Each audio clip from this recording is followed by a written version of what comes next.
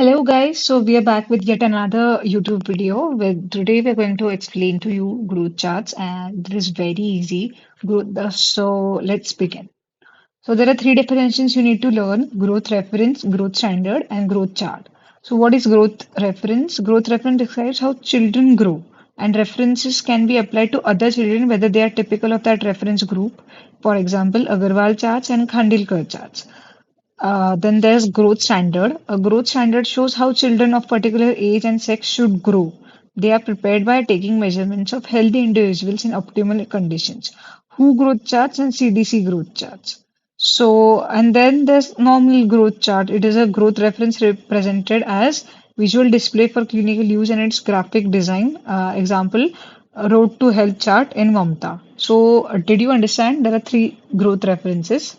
There are three type of growth charts. Growth reference, that means this describes how the child grows, and then you have to. So normally, how a child grows, this chart says growth reference means it gives you a reference of how normally a child grows.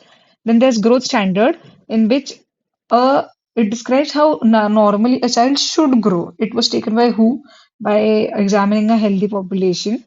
For example, WHO charts, CDC charts, and then there's growth chart. That means it is growth chart. It is a reference of growth represented as visual display, which you can be used clinically.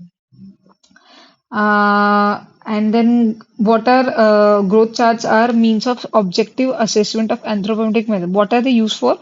They used for measuring what are the anthropometric parameters, for example, height, weight, mid-arm circumference. And these are a series of percentile curves that show the distribution of selected body measurements in children. That means these have percentile curves that show the distribution of selected body measurements in children. Now, there are different kinds of growth charts. There's CDC growth chart, WHO growth chart, Agarwal charts, IAP charts, and growth chart in Mamta card.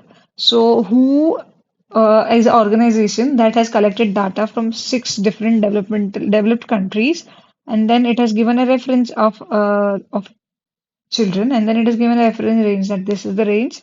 If children lie above or below this, then they are abnormal. IAP chart is taken from Agarwal chart, and Agarwal chart has done a research on children between 1891 and 1991. It is most appropriate for Indian kids. And then the CDC chart and the growth chart in Mamta card or Anganwadi. So, and then there's Phantom charts, which is for low birth weight babies. So, if you, there could be a short question that asks Phantom charts. It is for low birth weight babies. And then there's Down syndrome babies and cerebral palsy. There is intergrowth. 21 charts are for height, weight, and head circumference of neonates. So till now, what all things did we see? We saw what is growth reference. It describes how child grow. Growth standard. It shows how a child should grow. And growth chart, which is growth reference, which is visually displayed. Then growth charts are series of percentile curves and are a means of objective assessment of anthropometric parameters in children. So CDC charts and other types of different charts we read. Now let's see what are the basics of growth chart. On x-axis there is always age, and on y-axis there could be weight, height, head circumference, weight for height, and BMI. What all things? Weight, height, head circumference, BMI, and weight for height. The x-axis is divided in 12 parts and it has 7 percentile lines. So any individual below third and 97th percentile is considered abnormal. Now BMI charts are have 85th for 95th percentile fall overweight and obesity cutoffs. Now IAP growth chart uses percentile lines and who uses Z score. So 97th and third percentile is equal to -2 SD and +2 SD respectively. So, the how frequently do you take a growth chart from a kid? So, at birth, then as soon as they every time they come for vaccination, then you take a this thing. measurement. So when 6, 10, 14, as we learned in PSM, and then 6, 9, and 15. And what all do you check? You check head circumference, height, and length. Height or length is the same, and then weight. And then 18 to 3 years, you check 6 monthly, and then you check the same height, weight, and head circumference. Then 3 years to 5 years, 6 monthly, height, and weight. Then 5 years to 8 years, height, weight, and BMI. 6 years to 8, and that is also 6 monthly. And 9 to 18, you check SMR, BMI, and height and weight. So, what is the criteria for referral? So, you check all these growth measurements you do, all this thing you do, but then what is the actual use of these growth charts? So, if you see that from 0 to 3, a child lies between third percentile or 97th percentile, you refer him to a doctor and you tell the parent that something is abnormal. All the child crosses two percentile lines. For example, a child was lying from in 50th percentile, but then he crosses this. How many percentile lines are there? Let us see. So if he was on 50th and he crosses 75th and 97th also, then it is abnormal, no?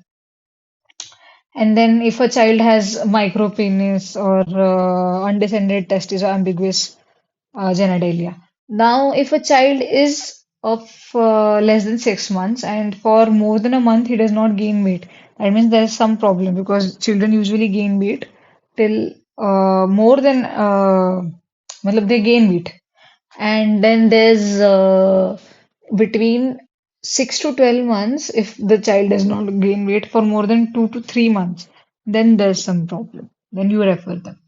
Then there's age group between 3 years to 9 years. Here also the same. If they lie between third and 97th percentile, if they cross two SD lines, if the growth rate is less than 5 centimeter, and if the